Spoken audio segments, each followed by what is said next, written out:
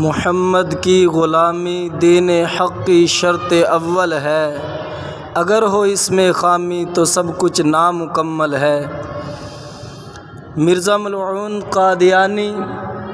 اس بدبخت نے نبوت کا دعویٰ کیا، جبکہ اللہ کا قرآن کہتا ہے ما کان محمد ابا احد من رجالکم ولکن رسول اللہ وخاتم النبیین۔ آپ صلی اللہ علیہ وسلم کے بعد کوئی نیا نبی پیدا نہیں ہوگا، کسی کو شریعت نہیں دی جائے گی۔ آپ صلی اللہ علیہ وسلم آخری نبی ہیں، آپ پہ نبوت کا دروازہ بند کر دیا گیا۔ مرزا ملعون قادیانی کو انگریز نے کھڑا کیا، انگریز نے اس کو کہا کہ تو نبوت کا دعویٰ کر۔ انگریز نے جب یہ دیکھا کہ جب بھی انگریز نے اقتدار قائم کیا، انگریز نے تسلط قائم کیا، انگریز نے مسلمانوں اور ہندوؤں پہ اپنا ظلم و ستم شروع کیا، تو دیکھتا کیا ہے کہ جب بھی انگریز اپنا اقتدار قائم کرتا ہے تو سب سے پہلے مسلمان اس کے مد مقابل نکل کر علم جہاد بلند کرتا ہوا انگریز سے ٹکرا جاتا ہے، چاہے مولانا قاسم نانوتوی کی صورت میں ہو، چاہے مولانا اشرف علی تھانوی کی صورت میں ہو، چاہے دیگر علماء اکرام کی صورت میں ہو۔ اور اسی طرح انگریز کے مقابلے میں ہمیشہ مسلمان نے علم جہاد کو تھاما ہے، علم جہاد کو بلند کرتے ہوئے انگریز کے اقتدار کو رد کیا ہے، انگریز سے ٹکرا گئے ہیں، انگریز کے اس تسلط اور اقتدار کی نفی کرتے ہوئے مسلمانوں نے مد مقابل کھڑے ہوئے ہیں۔ انگریز نے جب یہ دیکھا تو انگریز مجبور ہو گیا۔ انگریز نے کیا کیا؟ انگریز نے پتہ کیا، انگریز نے ریسرچ کی، انگریز نے رپورٹ تیار کی کہ دیکھو تو صحیح آخر مسلمان ہی کیوں میرے مقابلے میں نکلتے ہیں، آخر ہندو اور دوسری اقوام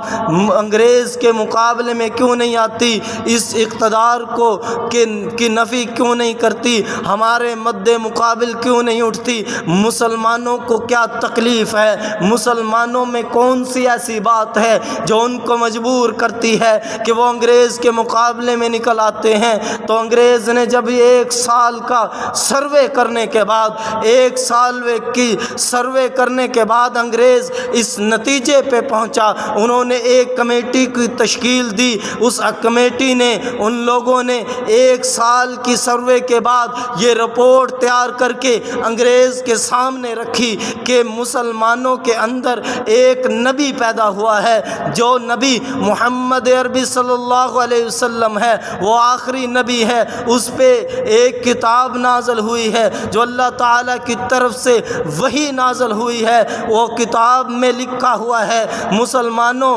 کفار سے لڑنا، مسلمانوں کا اس کو وہ جہاد کہتے ہیں، اس لیے وہ اس کو عبادت سمجھتے ہیں، اور اس نبی نے جس کا نام محمد عربی صلی اللہ علیہ وسلم ہے، اس نے ان کو حکم دیا ہے کہ کفار کے خلاف لڑنا یہ عبادت ہے، یہ جہاد ہے، اس لیے مسلمان تمہارے مد مقابل نکلتے ہیں، اس لیے مسلمان لڑتے ہیں۔ تو انہوں نے پھر اس کے بعد پھر سروے کیا کہ اس کے رد کے لیے کیا ہونا چاہیے، مسلمانوں کو اس کام سے روکنے کے لیے کون سا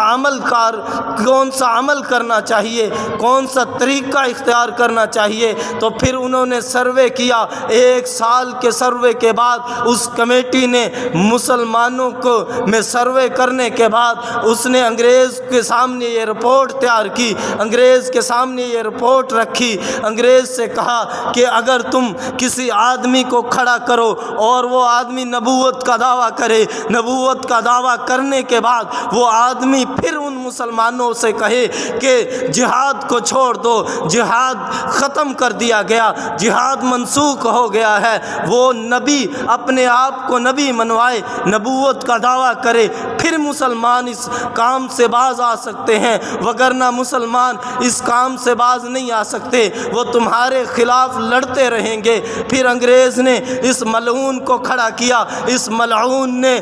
نبوت کا دعویٰ کیا۔ نبوت کا دعویٰ کرنے کے بعد اس نے مختلف قسم کے وسوسے مسلمانوں میں پھیلائے، مسلمانوں کا ایمان چھیننے کی کوشش کی ہے۔ اس نے نبی پاک صلی اللہ علیہ وسلم کی ناموس پہ ڈاکہ ڈالنے کی کوشش کی ہے۔ رب کعبہ کی قسم، علماء حق نے اس کا مقابلہ کیا ہے، اور اس کا مقابلہ کرتے ہوئے انہوں نے شہادت کے جام نوش کیے ہیں۔ تو میں یوں کہنا چاہوں گا، اس ملعون نے نبوت کا دعویٰ کیا انگریز کے کہنے کی وجہ سے، انگریز کے حکم کی وجہ سے۔ اس نے نبوت کا دعویٰ کرنے کے بعد مسلمانوں کے ایمان پر ڈاکہ ڈالا ہے۔ مسلمانوں کے ایمان پر ڈاکہ ڈالتے ہوئے یہ ایسے وسوسے کرتا ہے، جس میں سے ایک وسوسہ اس نے ایسا پھیلایا کہ اس نے کہا کہ جہاد اصل میں جہاد اصغر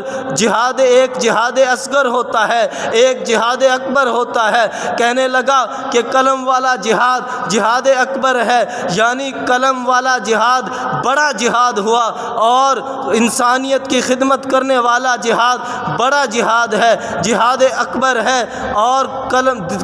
یہ تلوار والا اور کافروں کے سامنے مد مقابل سینہ تان کے لڑنے والا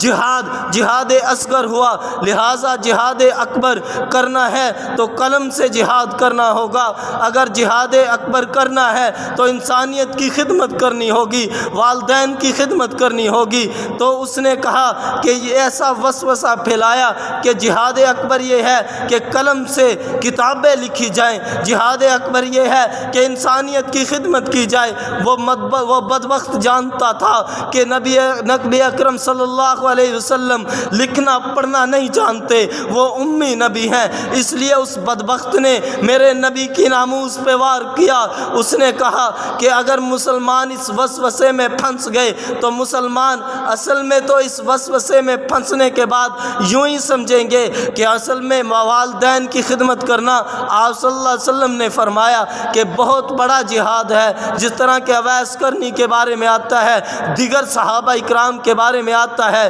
انسانیت